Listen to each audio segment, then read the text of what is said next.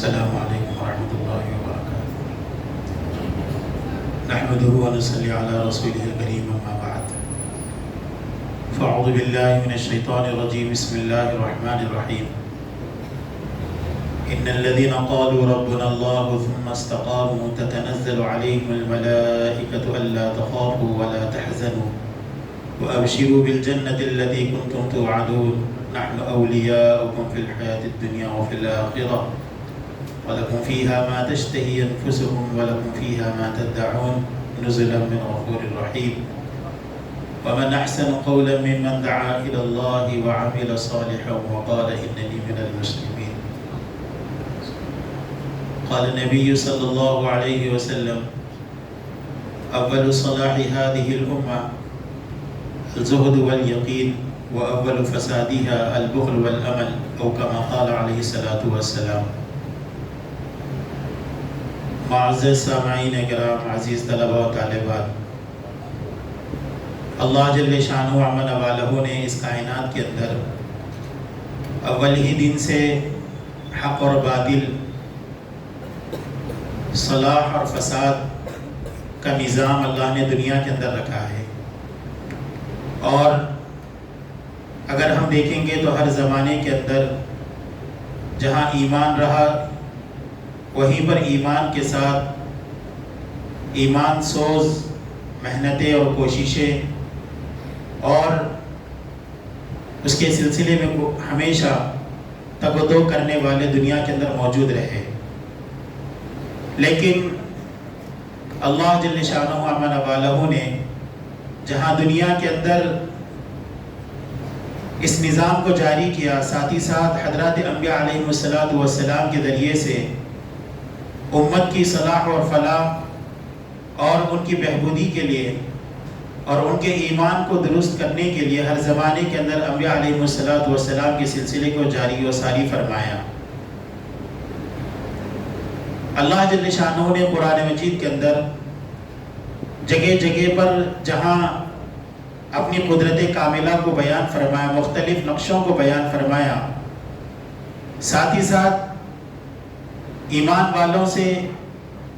والوں کو اس بات پر بھی متنبہ کیا کہ وہ شیطان کی چال بازیوں اور شیطان کے ہتھ کنڈوں سے اپنے آپ کو بچائے رکھے، یہاں تک کہ شیطان کو اپنا دشمن بنائے، کہ جو ہمیشہ انسانوں کو راہ حق سے بھٹکانے اور انہیں گمراہ کرنے کی کوشش میں لگا رہتا ہے۔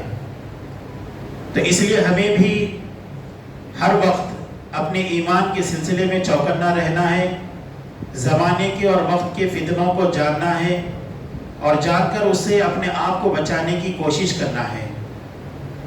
اگر ہم دیکھیں گے تو ہر زمانے کے اندر کوئی نہ کوئی ایسا فتنہ رہا ہے جو لوگوں کے ایمان کو سلب کرنے اور ایمان کو ختم کرنے کے لیے کوششیں کرتا رہا۔ ہمارے قریب زمانے کے اندر قادیانیت، شکیل بن حنیف، گوہر شاہی، اس طریقے کے مختلف فتنے رہے ہیں جنہوں نے مسلمانوں کے ایمان کو سلب کرنے کی کوششیں کی۔ اس لیے بہت ضروری ہے کہ ہم اس طریقے کے فتنوں سے ہم واقف ہوں، تاکہ ہم ان کی واقفیت کے ذریعے سے اپنے ایمان کو ہم بچائیں۔ الحمدللہ ہر زمانے کے اندر علماء نے اس کے سلسلے میں کوششیں کی، بلکہ اگر ہم اس میدان کے اندر ہم تاریخ دیکھیں گے تو ایسے لوگ اس میدان کے اندر گزرے ہیں جنہوں نے اس راہ کے اندر اپنی جانوں تک کا نذرانہ پیش کر دیا۔ بہت ساری ایسی مثالیں ہم کو ملیں گی اور ایسے ہمارے بہت سارے اکابر اور اسلاف ملیں گے کہ جنہوں نے اپنی زندگیاں اس سلسلے میں کھپا دی اور لگا دی۔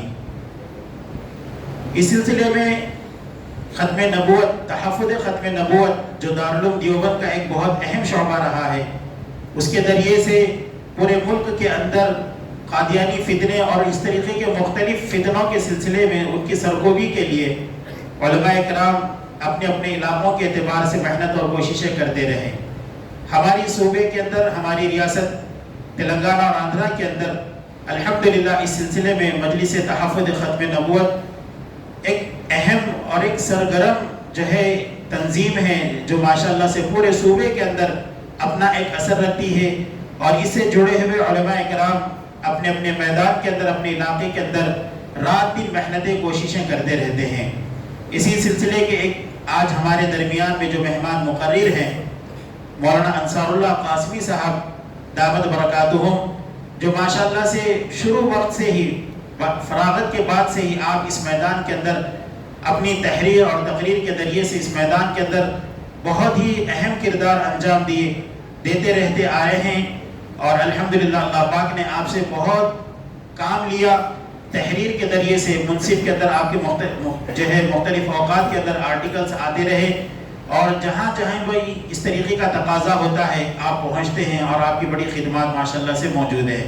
اللہ جل شانہ آپ کی خدمات کو بے انتہا قبول فرمائے، اور صحت و سلامتی کے ساتھ اللہ تعالیٰ آپ کی عمر کے اندر درازی عطا فرمائے، اور اللہ جل شانہ آپ کے فیض کو اور بھی زیادہ سے زیادہ عام و تام فرمائے۔ قبل اس کے کہ ہم حضرت کے بیان سے مستفید ہوں، اس جلسے کا آغاز قرأت کلام پاک سے کرنے کے لیے جامعہ کے استاد مفتی سعید خان صاحب زیدہ مجدو کو میں دعوت دیتا ہوں کہ وہ آئیں اور آ کر قرأت کلام پاک کے ذریعے سے اس جلسے کا آغاز فرمائیں۔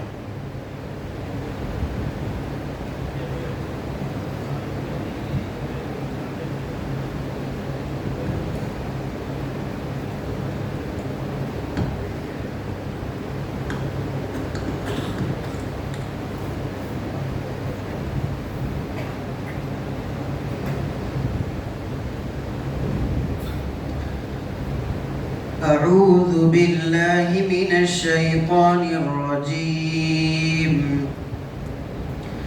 بسم الله الرحمن الرحيم. وقال الذين كفروا لا تسمعوا لهذا القرآن والغوا فيه لعلكم تغلبون. فلنذيقن الذين كفروا عذابا شديدا ولنجزينهم أسوأ الذي كانوا يعملون. ذلك جزاء أعداء الله النار لهم فيها دار الخلد جزاء بما كانوا بآياتنا يجحدون. وقال الذين كفروا ربنا أرنا الذين أضلانا من الجن والإنس نجعلهما تحت أقدامنا ليكونا من الأسفلين. إن الذين قالوا ربنا الله ثم استقاموا تتنزل عليهم الملائكة ألا تخافوا ولا تحزنوا وأبشروا بالجنة التي كنتم توعدون. نحن أولياؤكم في الحياة الدنيا وفي الآخرة ولكم فيها ما تشتهي أنفسكم ولكم فيها ما تدعون. نزلا من غفور رحيم. صدق الله العظيم.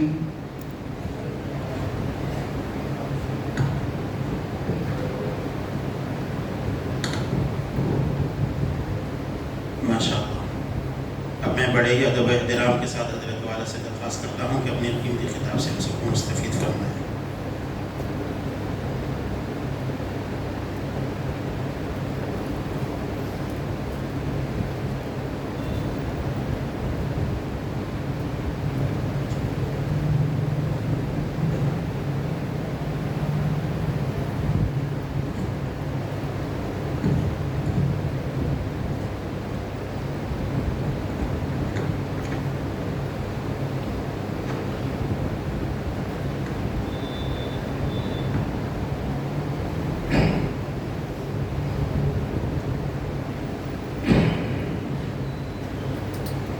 بسم الله الرحمن الرحيم الحمد لله رب العالمين والصلاة والسلام على سيد المرسلين وعلى آله وأصحابه أجمعين إلى يوم الدين.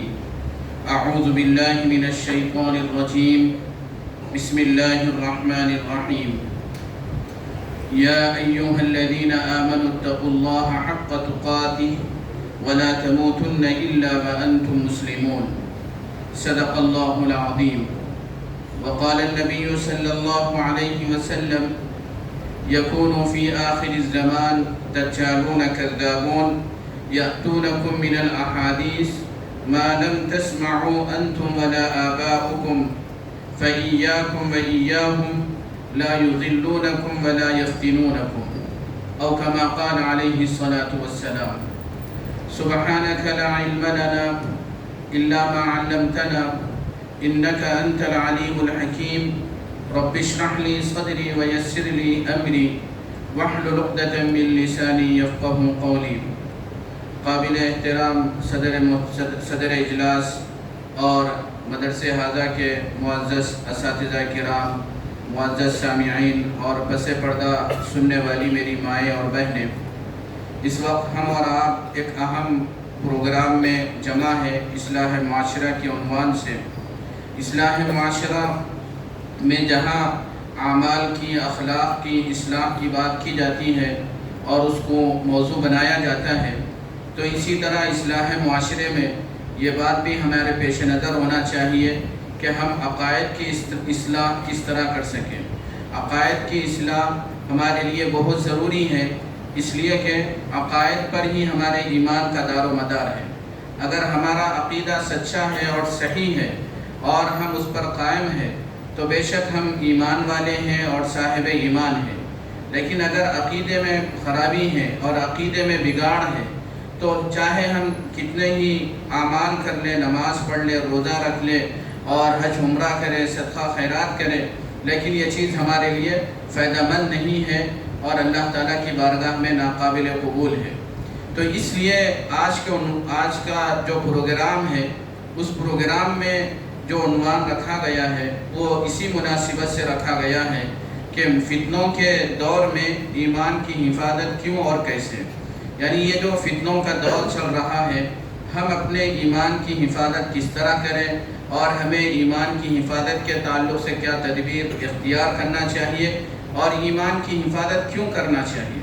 تو یہ ہے ایک عنوان ہے. اس عنوان کے تحت 3-4 باتیں انشاءاللہ میں آپ حضرات کی خدمت میں رکھنا چاہوں گا. دعا فرمائیے کہ اللہ تعالیٰ صحیح بات صحیح نیت کے ساتھ صحیح طریقے پر کہنے کی توفیق عطا فرمائے اور ہم سب کو اس پر عمل کرنے کی توفیق عطا فرمائے. میرے بھائیوں، بزرگوں اور دوستوں، سب سے پہلے ایمان کی حفاظت کے سلسلے میں ہم کو یہ سمجھنا ہے کہ ایمان کی حفاظت کرنا کیوں ضروری ہے. یعنی کیوں ہم کو ایمان کے تعلق سے بہت ہی ہوشیار اور چوکنا رہنا چاہیے اور بہت ہی بیدار مغز رہنا چاہیے. اس کی وجہ کیا ہے؟ اس کی وجہ یہ ہے کہ ایمان ہمارے لیے سب سے بڑی نعمت ہے.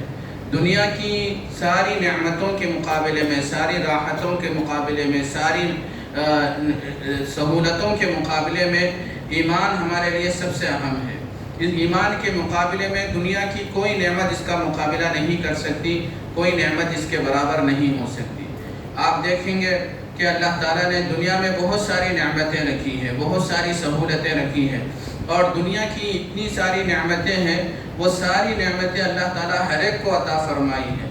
مثال کے طور پر ہوا ہے، پانی ہے اور کھیتی باڑی ہے، غذا ہے، یہ ساری چیزیں اللہ تعالیٰ نے ہر انسان کو عطا فرمائی ہے. چاہے وہ اللہ تعالیٰ کا فرما بردار ہو، اللہ تعالیٰ کا نافرمان ہو، اللہ تعالیٰ کا باغی کیوں نہ ہو، سب ہندو ہو، مسلمان ہو، کسی بھی مذہب اور دھرم کا پیروکار ہو، سب کو اللہ تعالیٰ نے یہ نعمتیں عطا فرمائی ہیں. لیکن ایمان ایک ایسی نعمت ہے اور ایمان ایک ایسی دولت ہے کہ اللہ تعالیٰ صرف اسی کو عطا فرماتے ہیں جس کے پر اللہ تعالیٰ کا خاص فضل اور خاص انعام ہوتا ہے. اللہ تعالیٰ جس کی رہنمائی کرنا چاہتے ہیں. قرآن مجید میں اللہ تعالیٰ نے ارشاد فرمایا فَمَن يُرِدِ اللَّهُ أَن يَهْدِيَهُ يَشْرَحْ صَدْرَهُ لِلْإِسْلَامِ. اللہ تعالیٰ جس کو سیدھا راستہ دکھانا چاہتے ہیں، جس کی رہنمائی کرنا چاہتے ہیں، قبول اسلام کے لیے اس کے سینے کو کھول دیتے ہیں، یعنی اس کو قبول اسلام کی توفیق عطا فرماتے ہیں۔ تو میرے بھائیوں، بزرگوں اور دوستوں اور میری مائیں اور بہنیں، یہ جو آج ہم صاحب ایمان ہیں، توحید پر ایمان رکھنے والے ہیں، آقا دو جہاں نبی آخر الزماں صلی اللہ علیہ وسلم کی نبوت و رسالت کو ہم تسلیم کرتے ہیں، یہ کوئی معمولی بات نہیں ہے، یہ اللہ تعالیٰ کا ہم پر بہت بڑا انعام اور بہت بڑا احسان ہے۔ آپ دنیا میں لوگوں نے اپنی عقل کی بنیاد پر، اپنے علم اور فلسفے کی بنیاد پر چاند پر کمنڈے ڈال دی ہیں، سمندر کی تہوں میں چلے گئے ہیں، یعنی ہر چیز کی انہوں نے کھوج لگائی ہے، یعنی علم کی نعمت کی وجہ سے، عقل کی نعمت کی وجہ سے، لیکن اس کے باوجود وہ ایمان کی نعمت سے محروم رہے۔ بہت بڑے سائنسداں گزرے ہیں، بہت بڑے نئی ایجاد کرنے والے سائنسداں گزرے ہیں، لیکن وہ صاحب ایمان نہیں تھے۔ مطلب یہ ہے کہ اسباب تک ان کی پہنچ تھی اور اسباب تک ان کی رسائی تھی، لیکن جو مسبب الاسباب ہے اس کی معرفت، اللہ تعالیٰ کی معرفت انہیں نصیب نہیں ہو سکی۔ تو اس لیے میرے بھائیوں، بزرگوں اور دوستوں، یہ ایمان کی اہمیت اور اس کی قدر و قیمت کے سلسلے میں ہم کو یہ بات سمجھنا چاہیے کہ یہ اللہ تعالیٰ کی ہم پر بہت بڑی نعمت ہے۔ اسی لیے قرآن مجید کی جو آیت آپ کے سامنے تلاوت کی گئی، اس میں اللہ تعالیٰ نے یہ بات ارشاد فرمائی کہ وَلَا تَمُوتُنَّ إِلَّا وَأَنْتُمْ مُسْلِمُونَ، کہ مرتے دم تک تم کو اسلام پر قائم رہنا ہے اور مرتے دم تک تم کو اسلام سے وابستہ رہنا ہے، اسلام پر باقی رہنا ہے۔ اور پھر جو جنازے کی ہمارے معاشرے میں انتقال ہو جاتا ہے، جنازے کی نماز پڑھتے ہیں، جنازے کی نماز میں بھی یہ دعا پڑھی جاتی ہے کہ اللہم من احییتہ منا فاحیہ علی الاسلام ومن توفیتہ منا فتوفہ علی الایمان، کہ اللہ جب تک ہم کو زندہ رکھ، اسلام پر زندہ رکھ، اور جب ہمیں موت عطا فرما، ایمان پر موت عطا فرما۔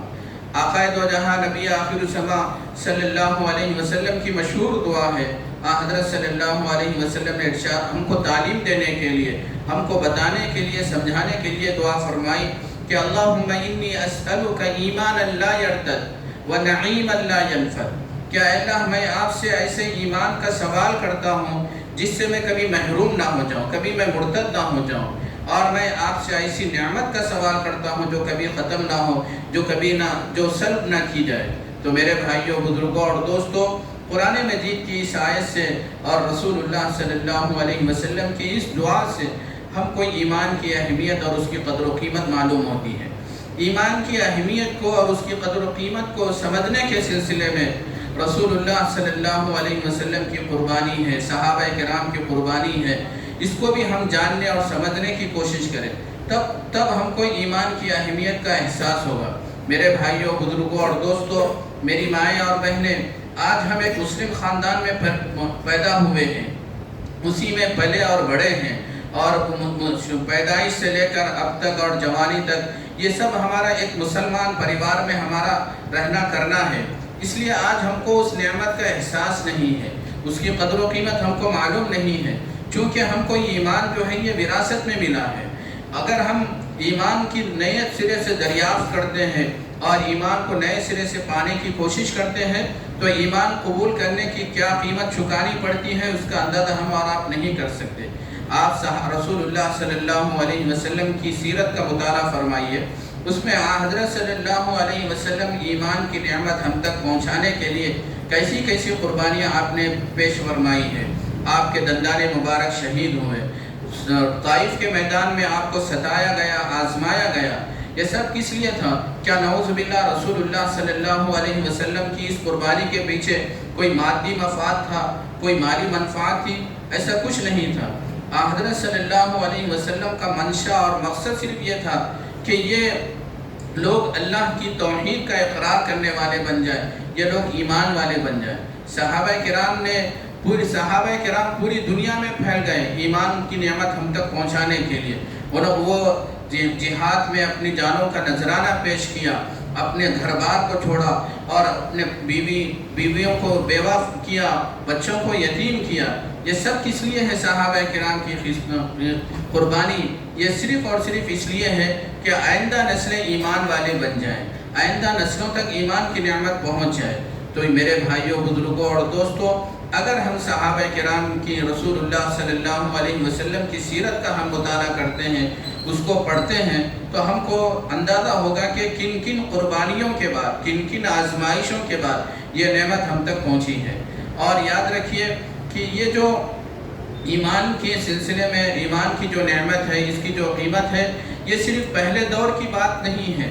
آج کے دور میں بھی اسلام اور مسلمانوں پر جو کچھ حالات آ رہے ہیں، جو کچھ مسائل اور آزمائشیں ہو رہی ہیں، اس کی بنیادی وجہ کیا ہے، اس کی مین وجہ کیا ہے؟ وہ ایمان ہی ہے۔ ایمان کی وجہ سے ہم کو آزمایا جا رہا ہے، ہم کو ستایا جا رہا ہے، ہمارے لیے حالات پیدا کیے جا رہے ہیں تاکہ ہم ایمان پر قائم نہیں رہ سکیں۔ اللہ کے رسول صلی اللہ علیہ وسلم کی ایک حدیث ہے، حضرت صلی اللہ علیہ وسلم نے ارشاد فرمایا کہ میری امت پر ایک دور ایسا آئے گا کہ اس دور میں ایمان پر قائم رہنا ایسا ہوگا جیسے ہتھیلی پر انگارہ رکھنا ہے۔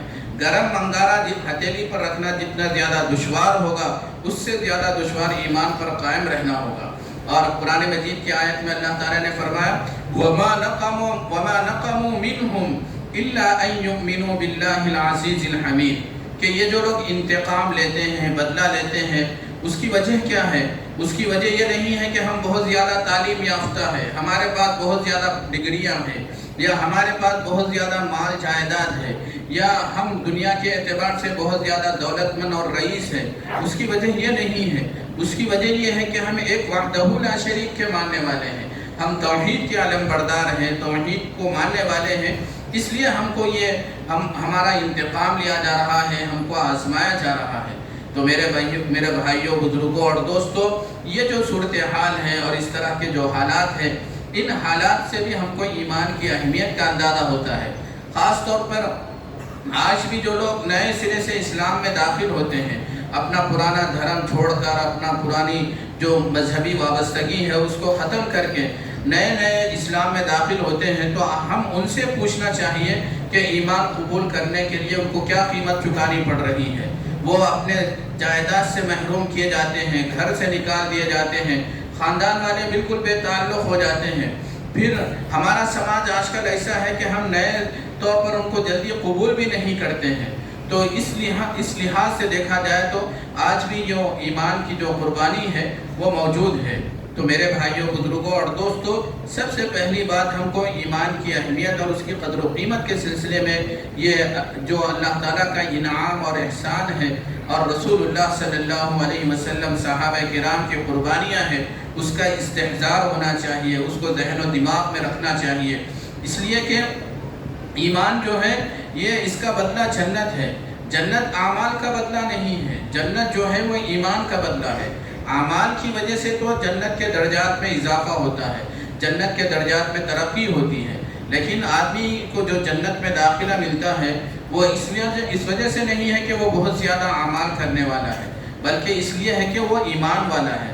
اگر ذرہ برابر بھی، رتی برابر بھی اس کے اندر ایمان ہے تو وہ جنت میں داخلے کا مستحق ہوگا، اور اگر اچھے اعمال ہے تو جنت کے جو درجات ہے، جنت کی جو ترقی ہے، اس میں اور اضافہ ہوتا رہے گا۔ تو میرے بھائیوں، بزرگوں اور دوستوں، یہ ایمان کی اہمیت اور اس کی قدر و قیمت ہے۔ ایمان کی اہمیت اور اس کی قدر و قیمت کو سمجھنے کے لیے یہ بات بھی ہمارے ذہن میں ہمارے ذہن میں رہنا چاہیے کہ ہم جو کچھ اعمال کرتے ہیں، نماز پڑھتے ہیں، روزہ رکھتے ہیں، صدقہ خیرات کرتے ہیں، حج عمرہ کرتے ہیں، یہ اسی وقت اللہ تعالیٰ کی بارگاہ میں قابل قبول ہے جب ہمارا ایمان سلامت رہے، ہمارا ایمان محفوظ رہے۔ اگر ایمان ہی محفوظ نہ ہو اور ایمان ہی سلامت نہ ہو، چاہے ہم کتنے ہی اعمال کرتے رہیں، کتنے ہی اچھے کام کرتے رہیں، وہ اللہ تعالیٰ کی بارگاہ میں ناقابل قبول ہے۔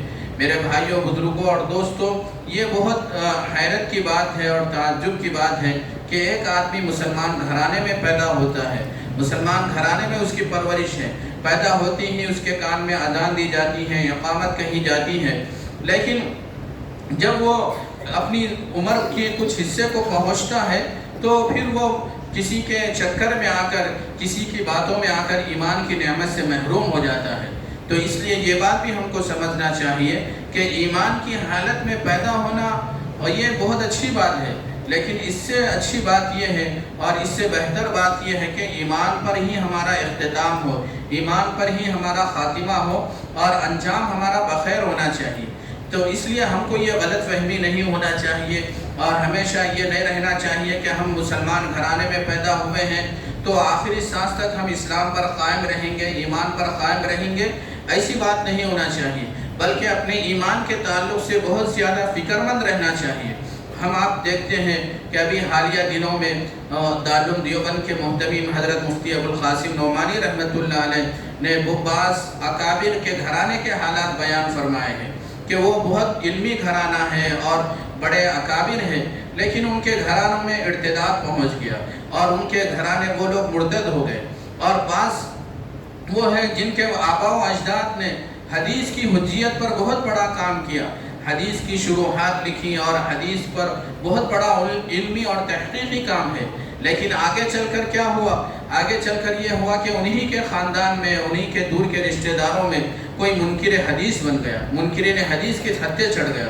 تو اس لیے میرے بھائیوں، بزرگوں اور دوستوں، میری مائیں اور بہنیں، یہ بات ہم کو سمجھنا چاہیے کہ اگر اللہ تعالیٰ کا بے شک ہمارے اوپر فضل ہے کہ اللہ تعالیٰ نے ایمان کی حالت میں ہم کو پیدا فرمایا ہے، لیکن اس پر ہم کو مطمئن نہیں ہونا چاہیے، بلکہ اس کے ساتھ ساتھ اس کا بھی ہم کو احساس ہونا چاہیے کہ یہ دولت زندگی کی آخری سانس تک میرے پاس قائم باقی رہے اور میں زندگی کی آخری سانس تک اسلام پر قائم رہوں۔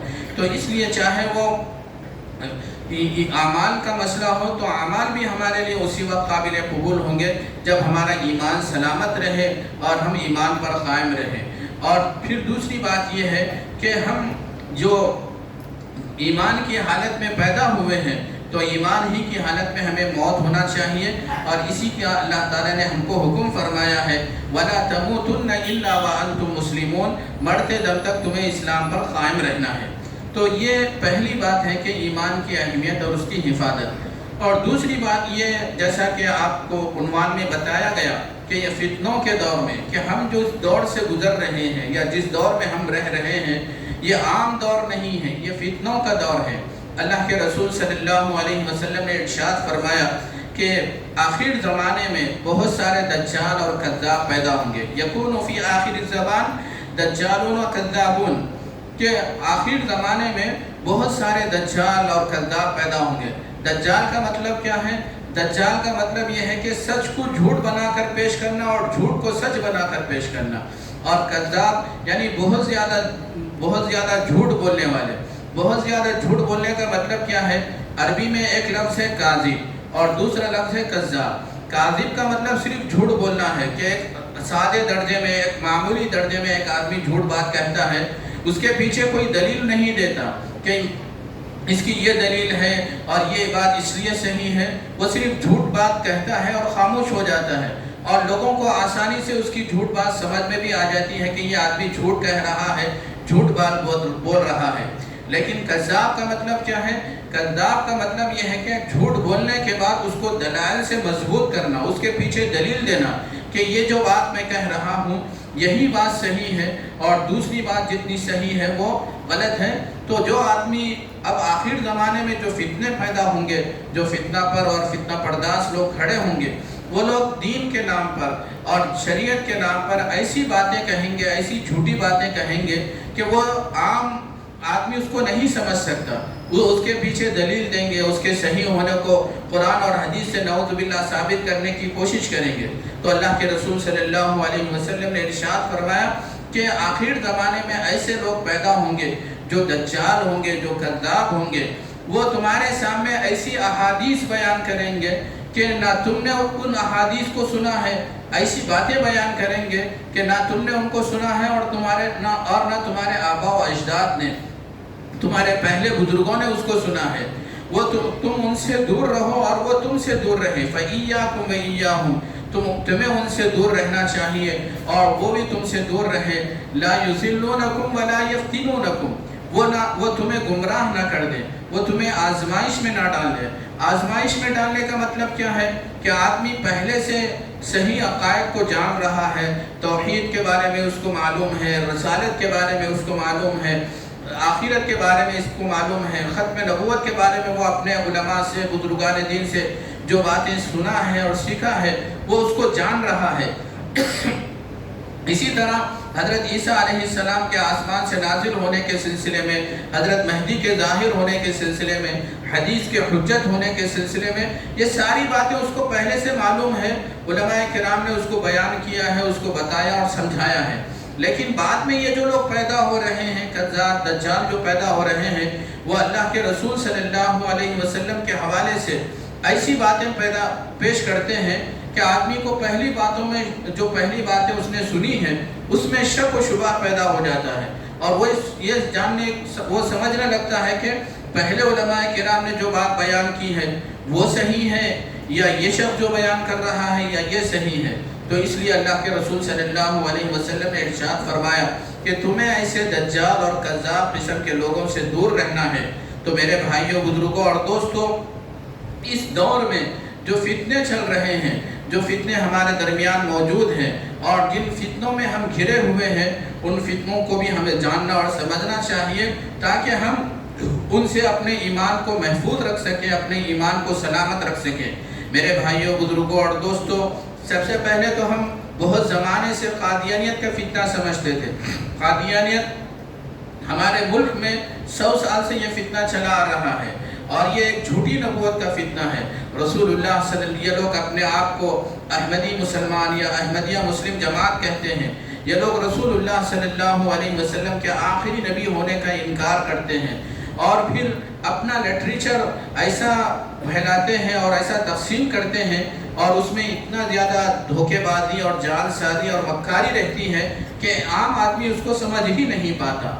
خاص طور پر ہمارا نوجوان طبقہ ہے، وہ سوشل میڈیا سے جڑا ہوا ہے، وہ انٹرنیٹ پر اسلام کے نام سے جب کوئی چیز سرچ کرنا چاہے، کوئی چیز معلوم کرنا چاہے، دیکھنا چاہے، تو فوراً اس کے سامنے قادیانیوں کی ویب سائٹ کھل جاتی ہے، اور وہ اسی کو پھر اس میں ایسی کوئی شناخت اور پہچان نہیں رہتی کہ آدمی کو معلوم ہو کہ بھائی یہ قادیانیوں کا ویب سائٹ ہے یا اس کا چینل ہے، ایسا کچھ سمجھ میں نہیں آتا۔ اس میں کلمہ طیبہ بھی لکھا ہوا ہے، اس میں قرآن مجید کی آیات بھی ہے، اور بیک گراؤنڈ میں حمد اور نعت کا سلسلہ بھی چل رہا ہے۔ تو یہ دجل اور فریب کا ایک ایسا انداز ہے کہ عام آدمی کو سمجھنا مشکل ہو جاتا ہے۔ تو میرے بھائیوں، بزرگوں اور دوستوں، قادیانیت کا فتنہ ہے۔ قادیانیت کے فتنے میں ہم یہ صرف اتنا جانتے ہیں کہ یہ ختم نبوت کا منکر ہے۔ میرے بھائیوں، بزرگوں اور دوستوں، یہ صرف ختم نبوت کا منکر نہیں ہے، بلکہ اسلام کے اور بھی بہت سارے عقائد ہیں، ان عقائد کا بھی منکر ہے۔ اور پھر عقائد کے انکار کے علاوہ اس فتنے کا سب سے بڑا جرم یہ ہے کہ یہ جو اس کا بانی اور پیشوا ہے مرزا غلام قادیانی ملعون لعنت اللہ علیہ، وہ نعوذ باللہ، 1000 بار نعوذ باللہ، رسول اللہ صلی اللہ علیہ وسلم کے برابر اور اس کے ہمسر ہونے کا دعویٰ کرتا ہے، عین محمد ہونے کا دعویٰ کرتا ہے۔ اس نے اپنی کتابوں میں صاف لکھا ہے کہ مسیح موعود عین محمد است، یعنی جو اپنے آپ کو مرزا غلام قادیانی اپنے آپ کو مسیح موعود کہہ رہا ہے، وہ یہ بتا رہا ہے کہ میرا وجود نعوذ باللہ رسول اللہ صلی اللہ علیہ وسلم کا وجود ہے۔ اس نے کہا کہ سارا وجود ہی وجود ہوں، میرا وجود حضور کا وجود ہو گیا۔ اور اس کا ایک درباری شاعر ہے قاضی ظہور الدین اکمل، اس نے کہا تھا کہ محمد پھر اتر آئے ہم میں، محمد پھر اتر آئے ہم میں، آگے سے بڑھ کر ہیں اپنی شان میں، محمد دیکھنے ہو جس نے اکمل، غلام احمد کو دیکھیے قادیان میں۔ اب آپ بتائیے میرے بھائیوں، بزرگوں اور دوستوں، رسول اللہ صلی اللہ علیہ وسلم کی شان میں اتنی بڑی گستاخی کرنے والا اور حضرت صلی اللہ علیہ وسلم کی اتنی بڑی توہین کرنے والا، کیا یہ لوگ مسلمان کہلانے کے قابل ہیں؟ اب یہ ان کے ساتھ بھی ایک سنگین بات کیا ہے؟ سنگین بات یہ ہے کہ دنیا میں بہت سارے جھوٹے مدعیان نبوت گزرے ہیں، مسیلمہ کذاب گزرا ہے، اسود انسی ہے، طلیحہ ہے، بہت سارے جھوٹے مدعیان نبوت گزرے ہیں۔ ایک مشہور عالم دین ہے مولانا ابو القاسم دلاوری رحمۃ اللہ علیہ، ان کی کتاب ہے ائمہ تلبیس، اس میں انہوں نے تمام جھوٹے مدعیان نبوت کا تذکرہ کیا ہے۔ آپ ان کی تاریخ پڑھیں گے اور ان کی زندگی کا مطالعہ کریں گے تو ان کے یہاں صرف نبوت کا دعویٰ ملتا ہے اور دوسری باتیں ملتی ہیں، لیکن ان لوگوں نے بھی رسول اللہ صلی اللہ علیہ وسلم کی اتنی توہین نہیں کی، حضرت صلی اللہ علیہ وسلم کی شان میں اتنی گستاخی نہیں کی جتنی گستاخی مرزا غلام قادیانی ملعون نے کی ہے۔ تو اس لیے میرے بھائیوں، بزرگوں اور دوستوں، ہمارے دور کا ایک اہم جو فتنہ ہے یہ قادیانیت کا فتنہ ہے۔ اسی طرح اس دور کا جو دوسرا فتنہ ہے، جو قادیانیت کا نیا ورژن ہے، نیا ایڈیشن ہے، وہ شکیل بن حنیف کا فتنہ ہے۔ شکیل بن حنیف، ہم اور آپ جانتے ہیں کہ یہ شخص بہار کا رہنے والا، دربھنگا کا رہنے والا ہے، اور پھر اس نے دلی آ کر کاروبار کیا اور وہیں پر اس نے اپنے آپ کو مہدی اور عیسیٰ مسیح کہنا شروع کر دیا۔ یہ مہدی ہونے کا دعوے دار ہے، اور افسوس کی بات یہ ہے کہ یہ دینی لباس میں، دینی حلیے میں بالکل ایسا معلوم ہوتا ہے کہ جو پکے پابند مسلمان ہیں، دین و شریعت کے جو بالکل پابند ہیں، نمازی ہیں، ان کی حیات میں اور ان کی شکل و صورت میں یہ لوگ منڈلاتے ہیں اور وہاں لوگوں کو گمراہ کرنے کی کوشش کرتے ہیں۔ لوگوں سے مل کر علامات قیامت پر بحث کرتے ہیں کہ قیامت کا وقت قریب آ گیا ہے، دنیا کی زندگی چند روزہ زندگی ہے، فلاں ہے۔ اس طرح پہلے الٹی ابتدائی مرحلے میں اس طرح کی باتیں کہتے ہیں، پھر بعد میں بتاتے ہیں کہ دنیا میں دجال نکل آ چکا ہے اور حضرت مہدی آ چکے ہیں، اور پھر یہ کہتے ہیں کہ حضرت مہدی جو ہے وہی حضرت عیسیٰ علیہ السلام ہے۔ وہ ہمارے پاس جو بات ہے وہ یہ ہے کہ حضرت مہدی ایک الگ شخصیت ہے اور حضرت عیسیٰ علیہ السلام ایک الگ شخصیت ہے۔ میرے بھائیوں، بزرگوں اور دوستوں، یہ فتنہ بھی اس وقت ہمارے معاشرے میں سرگرم ہے، اور پورے ملک میں، ملک کے مختلف صوبوں میں یہ فتنہ سرگرم ہے شکیل بن حنیف کا۔ ان کا مقصد کیا ہے؟ ان کا مقصد یہ ہے کہ مسلمان جس مہدی کی بات کرتے ہیں وہ اس کو مہدی تسلیم کرے، اور حضرت عیسیٰ علیہ السلام قیامت کے قریب زمانے میں نازل ہوں گے تو وہ اس کا انکار کر دے۔ میرے بھائیوں، بزرگوں اور دوستوں، میری مائیں اور بہنیں، یہ بات ہم کو سمجھنا چاہیے کہ اللہ کے رسول صلی اللہ علیہ وسلم نے حضرت مہدی سے متعلق اور حضرت عیسیٰ علیہ السلام سے متعلق تفصیل سے بیان فرما دیا ہے۔ احادیث میں باب المہدی کے نام سے مستقل احادیث ہیں، اور باب نزول عیسیٰ ابن مریم کے عنوان سے مستقل احادیث ہیں۔ حضرت مہدی کے بارے میں اللہ کے رسول صلی اللہ علیہ وسلم نے فرمایا، یواتی اسمہ اسمی و اسم ابیہ اسم ابی، ان کا نام میرے نام کی طرح ہوگا اور ان کے والد کا نام میرے والد کے نام کی طرح ہوگا۔ وہ مدینہ منورہ میں پیدا ہوں گے اور مکہ مکرمہ کی طرف ہجرت کریں گے، اور لوگ اس وقت کے جو ابدال ہیں، جو اولیاء اللہ اور بزرگان دین ہیں، وہ صحن کعبہ میں، کعبۃ اللہ کے صحن میں حضرت مہدی کے ہاتھ پر بیعت کریں گے۔ پھر حضرت مہدی دجال کا مقابلہ کریں گے، بیت المقدس کو جائیں گے، شام کو جائیں گے۔ یہ ساری تفصیل اللہ کے رسول صلی اللہ علیہ وسلم نے بیان فرمائی۔ آپ نے یہ بھی فرمایا کہ حضرت مہدی 7 سال یا 9 سال حکومت کریں گے، اور ان کا دور خلافت جو ہوگا اس میں مال و دولت کی فراوانی ہوں گے۔ یقسم المال ولا یعدہ، کہ وہ مال کو گن گن کر نہیں دیں گے۔ تو میرے بھائیوں، بزرگوں اور دوستوں، یہ بات سمجھنا چاہیے کہ اللہ کے رسول صلی اللہ علیہ وسلم حضرت مہدی سے متعلق جو اتنی ساری تفصیلات بیان فرما رہے ہیں، آخر ان تفصیلات کو بیان کرنے کا مقصد کیا ہے؟ ان تفصیلات کو بیان کرنے کا مقصد یہ ہے کہ آخر زمانے میں بہت سارے اپنے آپ کو مہدی کی حیثیت سے پیش کرنا چاہیں گے، اپنے آپ کو مہدی کے طور پر پیش کریں گے۔ تو اس موقع پر لوگوں کو دھوکے اور فریب میں نہیں آنا چاہیے، گمراہ نہیں ہونا چاہیے، بلکہ احادیث میں جو علامات بیان کی گئی ہیں ان علامات کی روشنی میں ان کے دعوے مہدویت کو پرکھنا چاہیے، اس کو سمجھنے کی کوشش کرنا چاہیے۔ اب حضرت مہدی کے بارے میں اللہ کے رسول صلی اللہ علیہ وسلم نے فرمایا کہ وہ مدینہ منورہ میں پیدا ہوں گے، اور شکیل بن حنیف جو ہے وہ انڈیا میں پیدا ہوا، دربھنگا بہار میں پیدا ہوا ہے۔ اور پھر اللہ کے رسول صلی اللہ علیہ وسلم نے فرمایا کہ مہدی جو ہے وہ میرے خاندان سے ہوں گے، المہدی من عطرتی من ولد فاطمہ، یعنی حضرت فاطمہ رضی اللہ عنہا کی اولاد میں سے ہوں گے۔ اور شکیل بن حنیف کا یہ سادات کے خاندان میں سے نہیں ہے، اہل بیت سے اس کا تعلق نہیں ہے۔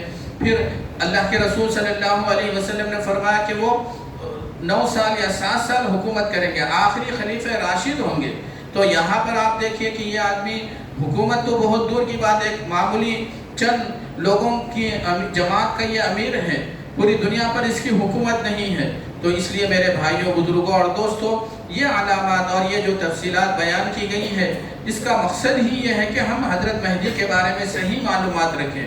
اور یہ بات بھی ہم کو سمجھنا چاہیے کہ احادیث میں صرف حضرت مہدی کے ظہور کی بات نہیں کہی گئی، حضرت مہدی کے ظاہر ہونے کی بات نہیں کہی گئی، بلکہ حضرت مہدی کے زمانے میں اور بھی واقعات پیش آئیں گے۔ دجال نکلے گا، حضرت عیسیٰ علیہ السلام نکلیں گے۔ تو یہ ظہور مہدی، خروج دجال اور نزول عیسیٰ، یہ تینوں علامات ایک دوسرے کے ساتھ جڑی ہوئی ہیں، ایک کے پیچھے ایک آئیں گے۔ لیکن اب یہاں آپ دیکھیے کہ جو لوگ اپنے آپ کو مہدی ہونے کا دعویٰ کر رہا ہے، وہ صرف مہدی ہونے کا دعویٰ کر رہا ہے، اور دوسری علامات کے بارے میں پوچھا جائے تو وہاں کچھ نہ کچھ تعویل اور کچھ نہ کچھ تحریف کر دیتا ہے۔ جیسے مثال کے طور پر شکیل بن حنیف سے پوچھا گیا کہ ٹھیک ہے، آپ اپنے آپ کو مہدی کہہ رہا ہے اور مہدی ہونے کا دعویٰ کر رہے ہو، تو تمہارے زمانے میں دجال کون ہے؟ دجال کا مقابلہ کریں گے۔ تو اس نے کہا کہ یہ امریکہ اور فرانس جو ہیں یہ دجال ہے۔ میرے بھائیوں، بزرگوں اور دوستوں، امریکہ اور فرانس دجال نہیں ہے۔ اللہ کے رسول صلی اللہ علیہ وسلم نے فرمایا دجال جو ہے وہ ایک شخص کا نام ہے، ایک فرد کا نام ہے، کسی ملک اور قوم کا نام نہیں ہے۔ پھر اس سے پوچھا گیا کہ حضرت مہدی کے زمانے میں حضرت عیسیٰ علیہ السلام نازل ہوں گے، تو تمہارے زمانے میں عیسیٰ مسیح کون ہے؟ تو اس نے فوراً مرزا غلام قادیانی کے جیسا یہ جواب دے دیا کہ حضرت مہدی اور حضرت عیسیٰ یہ ایک ہی شخصیت کے دو نام ہیں، الگ الگ شخصیت نہیں ہے۔ مطلب کہنے کا مطلب یہ ہے کہ خود ہی مہدی ہے اور خود ہی عیسیٰ ہے۔ تو یہ اس طرح کی تعویلات ہے اور اس طرح کی تحریفات ہے، اس کے ذریعے دجل اور فریب کے ذریعے اپنے دعوے مہدویت کو ثابت کرنا چاہتے ہیں۔ میرے بھائیوں، بزرگوں اور دوستوں، یہ شکیل بن حنیف کا فتنہ ہے۔ اسی طرح ریاض احمد گوہر شاہی کا فتنہ ہے۔ یہ گوہر شاہی فتنہ ہے، سوشل میڈیا کے ذریعے لوگ اس سے متاثر ہوتے ہیں۔ الرا ٹی وی کے نام پر ان کا چینل چلتا ہے اور مہدی فاؤنڈیشن کے نام سے یہ لوگ اپنی سرگرمیاں چلاتے ہیں۔ تو یہ لوگ سلوک اور تصوف کے نام پر، ذکر اور اذکار کے نام پر اپنی سرگرمیاں چلاتے ہیں اور اپنے نظریات کا پرچار کرتے ہیں۔ میرے بھائیوں، بزرگوں اور دوستوں، اسلام میں جو بات ہے کہ وہ شریعت اور طریقت یہ ایک ہی چیز ہے۔ شریعت طریقت سے الگ نہیں ہو سکتی اور طریقت شریعت سے الگ نہیں ہو سکتی۔ ان لوگوں نے اپنے ملحدانہ فلسفے کے ذریعے لوگوں کو گھما پھرا کر یہ کہا کہ شریعت الگ ہے اور طریقت الگ ہے، طریقت کے قوانین شریعت میں نہیں چل سکتے، شریعت کے قوانین طریقت میں نہیں چل سکتے۔ اس طرح ان لوگوں نے گمراہ کرنے کی کوشش کی ہے اور مثال دی ہے کہ جیسے امریکہ میں ٹریفک کے قوانین الگ ہوتے ہیں تو پھر انڈیا میں ٹریفک کے قوانین الگ ہوتے ہیں۔ میرے بھائیوں، بزرگوں اور دوستوں، اسلام میں ایسی کوئی تعویل نہیں چل سکتی۔ جو وہی طریقت ہمارے لیے معتبر ہے جو شریعت کے تابع ہے۔ شریعت سے بغاوت کر کے اور شریعت کو پسے پش ڈال کر کوئی آدمی صوفی ہونے کا دعویٰ کر رہا ہے یا سلوک تصوف پر چلنے کا دعویٰ کر رہا ہے، وہ بدترین گمراہی ہے، وہ زندیقیت ہے۔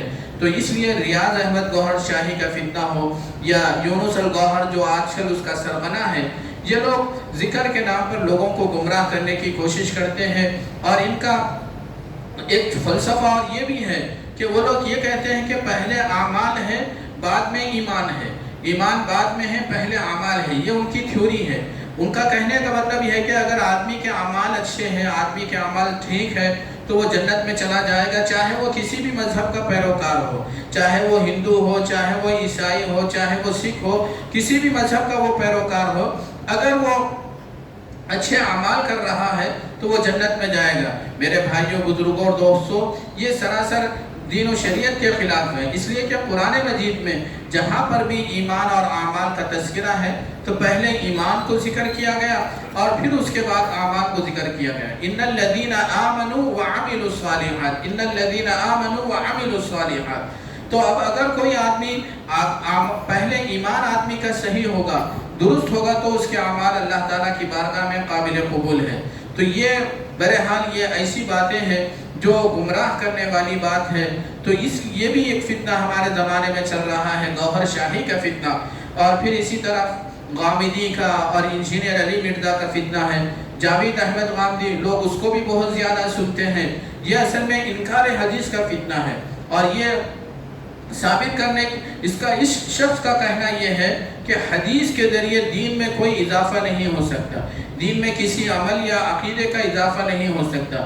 میرے بھائیوں، بزرگوں اور دوستوں، یہ اتنی غلط بات ہے کہ ہر آدمی اس کو آسانی سے سمجھ سکتا ہے۔ قرآن مجید میں اللہ تعالیٰ نے نماز پڑھنے کا حکم دیا، اقیم الصلاۃ، نماز قائم کرو، لیکن نماز کتنے وقت پڑھنا چاہیے، کون سی نماز کی کتنی رکعت ہے اور پھر اس کی کیا تفصیلات ہیں، یہ قرآن میں نہیں ہے، یہ حدیث میں ہے۔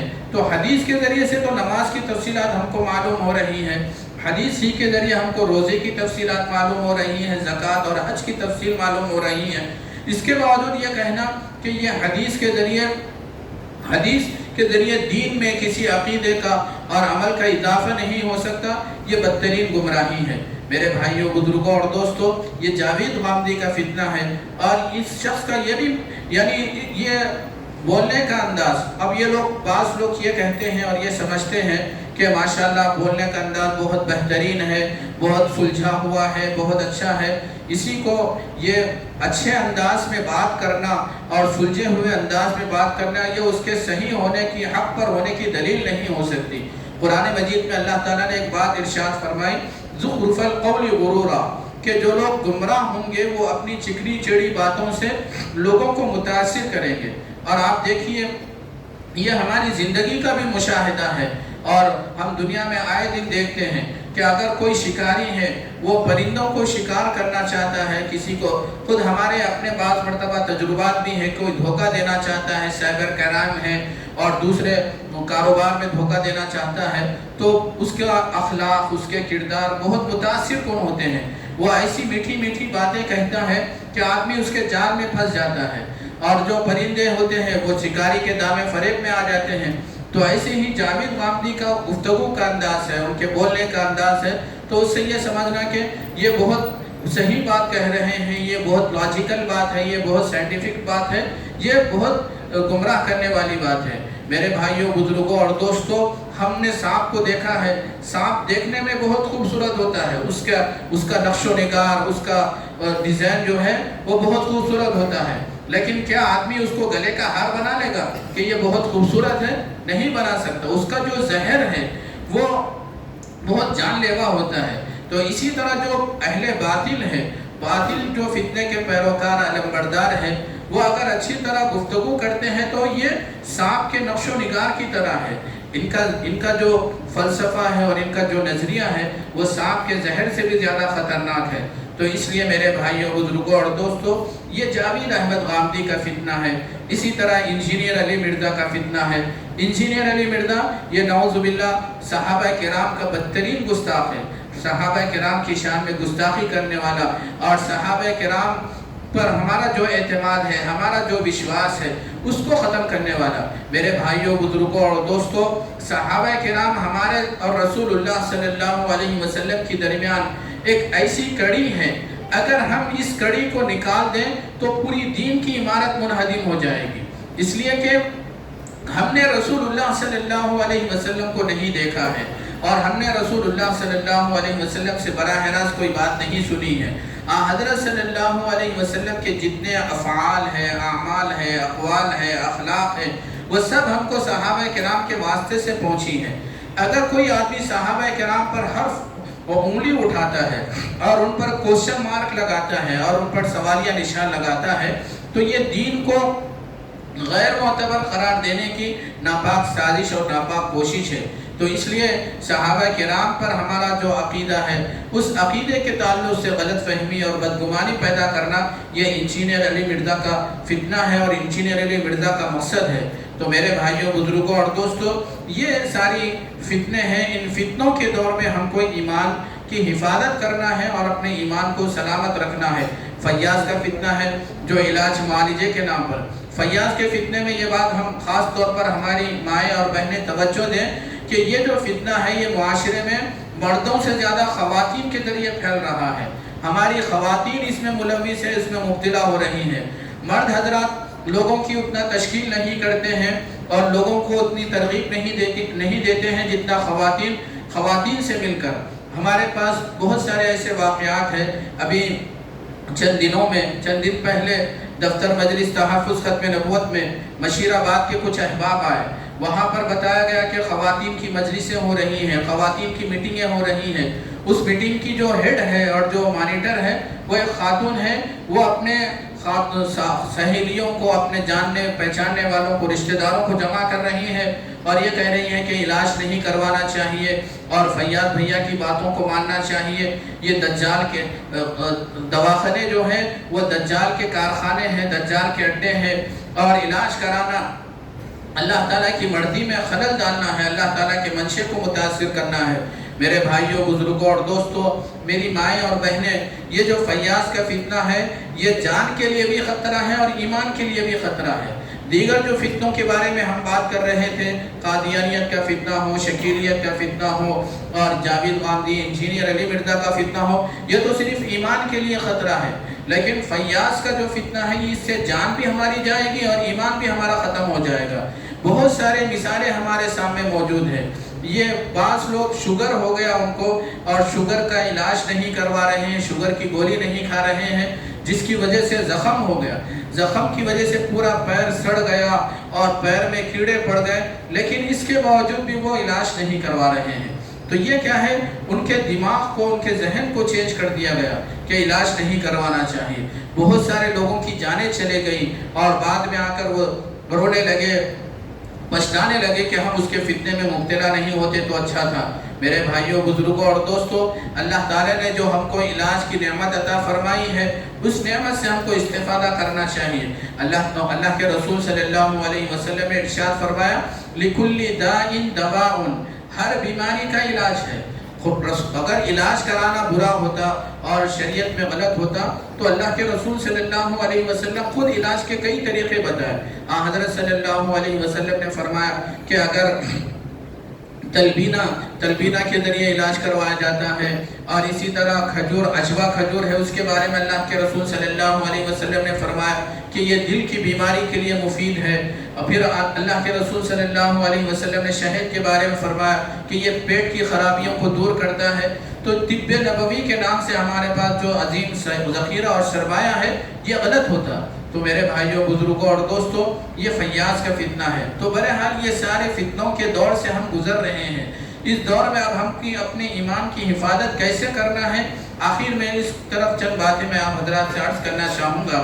سب سے پہلے ہم کو یہ سمجھنا ہے کہ ایمان کی حفاظت کے لیے ہمیں کیا کرنا ہے، کیا کرنا ہے اور کیا نہیں کرنا ہے۔ پہلے ہم کیا کرنا ہے اس کو ہم سامنے رکھیں گے۔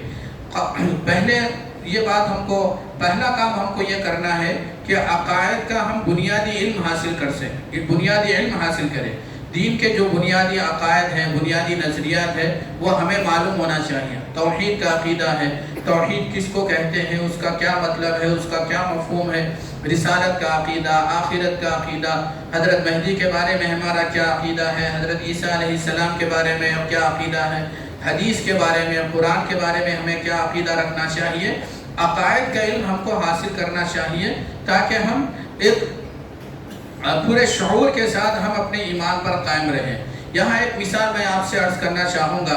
جیسے ہم نواقض وضو، نواقض نماز کو ہم جانتے ہیں، اپنے علماء سے مل کر، اماموں سے مل کر ہم یہ جاننے کی کوشش کرتے ہیں کہ مولانا یہ میں وضو بنا رہا تھا، وضو بنانے کے بعد میرے جسم سے خون بہنے لگا اور مجھے چرپٹا لگ گیا، تو اب میرا وضو باقی ہے یا ختم ہو گیا؟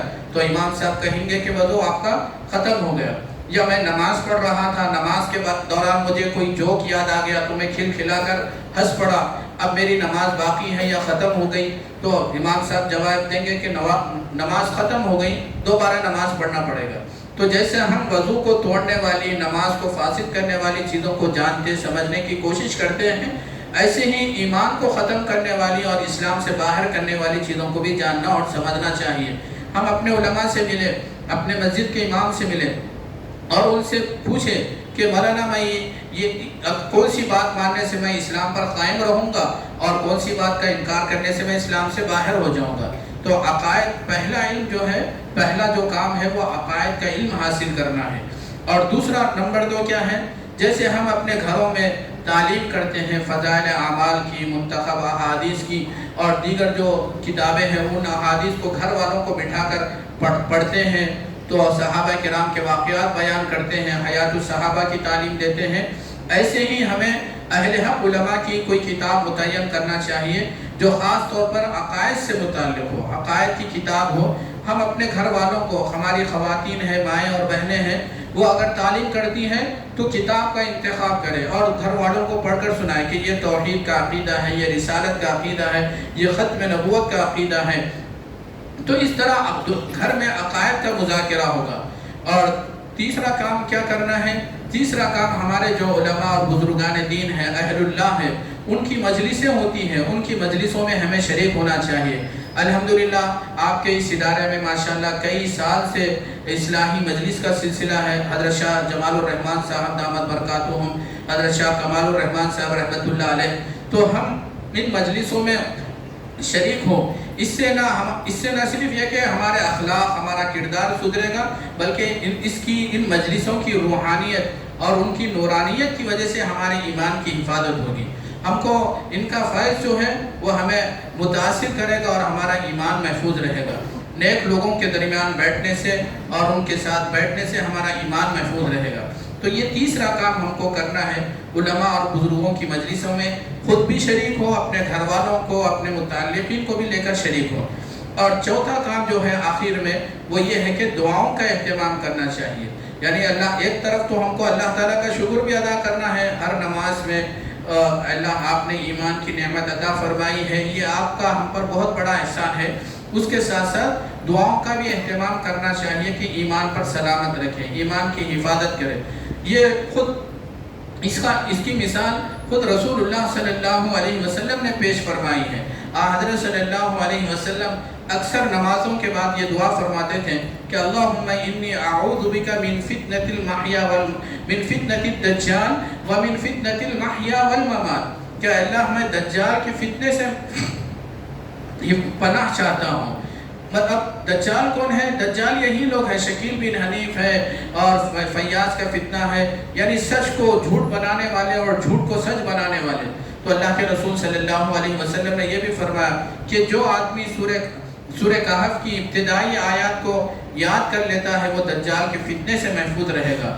تو یہ چار کام ہم کو کرنا ہے کہ پہلا کام عقائد کا علم حاصل کرنا ہے، دوسرا کام گھر میں عقائد کی تعلیم کو جاری کرنا ہے، اور تیسرا کام علماء اور بزرگان دین کی مجلسوں میں شریک ہونا ہے، اور چوتھا کام دعاؤں کا اہتمام کرنا ہے۔ اور کیا نہیں کرنا ہے؟ اس میں بھی دو کام ہے، یہ تین کام ہے۔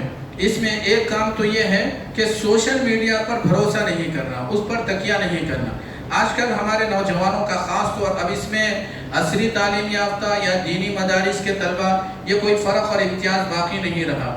یہ سوشل میڈیا ایک عادت نہیں بلکہ ایک لت پڑ گئی ہے۔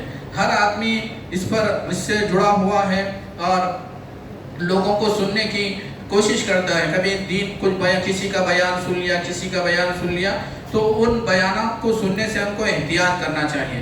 جب تک ہم کو یہ کنفرم نہ ہو کہ یہ بیان کرنے والے اہل حق عالم دین ہے یا اہل حق علماء کا چینل ہے یا ان کا ویب سائٹ ہے، ہم اس سے استفادہ کریں۔ ہر ہنڈی میں منہ ڈالنا یہ ہمارے لیے اچھی بات نہیں ہے۔ جس کو چاہے ہم سننے کی کوشش کریں اور جس پر چاہے ہم اعتماد کر لیں۔ تو پہلا کام ہم کو سوشل میڈیا سے دین جو سیکھے ہیں ہم علماء سے سیکھے، اپنے مسجد کے امام سے سیکھے، اور سوشل میڈیا سے دین نہیں سیکھنا ہے اور یہ نہیں کرنا ہے۔ اور دوسرا جو کام نہیں کرنا ہے وہ یہ ہے کہ ہم اپنے حلقے احباب میں، میری مائیں اور بہنیں بھی موجود ہیں، وہ بھی سنیں کہ ہم کسی کو سہیلی بنا رہے ہیں، کسی کو دوست بنا رہے ہیں، تو کن کو دوست بنا رہے ہیں ان کے عقیدے کو بھی اور ان کے نظریے کو بھی ہمیں معلوم ہونا چاہیے۔ اگر ہم ہر ایک کے ساتھ دوستی کر رہے ہیں، ان کے ساتھ اپنا میل جول بڑھا رہے ہیں، تو پھر یہ چیز ہمارے ایمان کے لیے خطرہ ہوگی۔ نہیں معلوم وہ کون سا عقیدہ رکھنے والی ہے یا کون سے نظریے کو ماننے والا ہے۔ اللہ کے رسول صلی اللہ علیہ وسلم نے ارشاد فرمایا کہ آدمی کا حشر اس کے دوست کے ساتھ ہوتا ہے، اور تم یاد رکھو، تم جس کو دوست بنا رہے ہو اس کو اچھی طرح جان لو، پرکھ لو کہ اگر وہ صحیح عقیدے پر ہے، صحیح نظریے پر ہے، تو اس کو دوست بنانا چاہیے۔ تو یہ جو نہیں کرنے کا کام ہے، یہ دوسرا کام ہے کہ ہم غلط نظریہ رکھنے والوں کو، غلط عقیدہ رکھنے والوں کو اپنا دوست نہ بنائیں، ان کے ساتھ میل جول نہ بڑھائیں۔ اور تیسرا یہاں پر ایک بات مجھے حضرت مولانا عبدالقوی صاحب دامت برکاتہم کی یاد آئی کہ حضرت مولانا نے اپنے ایک بیان میں یہ بات کہی تھی کہ آدمی بعض مرتبہ دوسروں کو اپنا دوست بناتا ہے تو ان کے عقائد اور نظریات سے بھی متاثر ہو جاتا ہے۔ مولانا نے بتایا کہ ایک بڑے عالم دین کے والد صاحب تھے، وہ امریکہ میں رہتے ہیں، تو امریکہ میں چونکہ عام طور پر اولاد جو ہے وہ مصروف رہتی ہیں اور بوڑھے لوگ جو ہیں وہ اپنا مساجد میں جا کر اپنا وقت گزارتے ہیں یا پروگراموں میں جا کر اپنا وقت گزارتے ہیں، تو ان کے والد صاحب بھی مسجد میں نماز پڑھنے کے لیے جاتے تھے۔ وہاں جانا آنا رہا تو کسی صاحب سے ان کا جان پہچان ہو گئی اور دوستی ہو گئی، اور کافی دن تک یہ بات دوستی چلتی رہی۔ لیکن کچھ دنوں بعد جب ان کے والد صاحب وہ عالم دین سے گفتگو کرنے لگے، اپنا بیٹا جو عالم دین ہے اس سے بات چیت کرنے لگے، تو حدیث کے بارے میں ایسی ویسی باتیں کرنے لگے کہ وہ ان کا بیٹا پریشان ہو گیا کہ والد صاحب یہ کیا کہہ رہے ہیں، یہ کیا بات بول رہے ہیں۔ پھر انہوں نے تحقیق کی، معلوم کیا کہ یہ کون سی مسجد میں جا رہے تھے اور کس سے مل رہے تھے، تو معلوم ہوا کہ وہ کسی منکر حدیث سے ہٹ کے چڑھ گئے اور کسی منکر حدیث سے ان کی بات ہو گئی، گفتگو ہو گئی، اور پھر وہ آدمی نے ان کو گمراہ کر دیا۔ تو یہ چیز ہم کو، جن لوگوں کو بھی ہم اپنا دوست بنائیں گے، جن کو اپنے تعلقات قائم کریں گے، اس کا نظریہ اور اس کا عقیدہ ہم کو معلوم ہونا چاہیے۔ آخر میں آخری بات جو ہے جو نہیں کرنے کی ہے وہ اجنبی لوگوں سے، چاہے ہماری خواتین ہو چاہے مرد حضرات ہو، اجنبی لوگوں سے مذہبی گفتگو نہیں کریں، دین کی بات نہیں کریں۔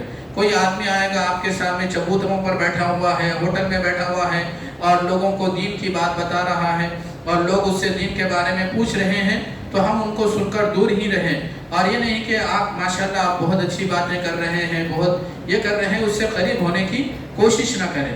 تو بہرحال یہ چند باتیں میں نے آپ حضرات کے سامنے رکھی ہیں، فتنوں کے دور میں ایمان کی حفاظت کیوں اور کیسے، یہ اللہ تعالی ہم سب کو کہنے سننے سے زیادہ عمل کرنے کی توفیق عطا فرمائے۔ وآخر دعوانا الحمدللہ رب العالمین۔ کچھ رہے یا نہ رہے پر تمنا ہے امیر، آخری وقت سلامت میرا ایمان رہے۔ وآخر دعوانا الحمدللہ رب العالمین، والصلاة والسلام علی سید المرسلین۔ ربنا آتنا فی الدنیا حسنة وفی الآخرة حسنة وقنا عذاب النار۔ ربنا لا تزغ قلوبنا بعد إذ هديتنا وهب لنا من لدنك رحمة إنك أنت الوهاب۔ اللهم أرنا الحق حقا وارزقنا اتباعه وأرنا الباطل باطلا وارزقنا اجتنابه۔ اللهم من أحييته منا فأحيه على الإسلام ومن توفيته منا فتوفه على الإيمان۔ وصلى الله تعالى على خير خلقه محمد وعلى آله وأصحابه أجمعين برحمتك يا أرحم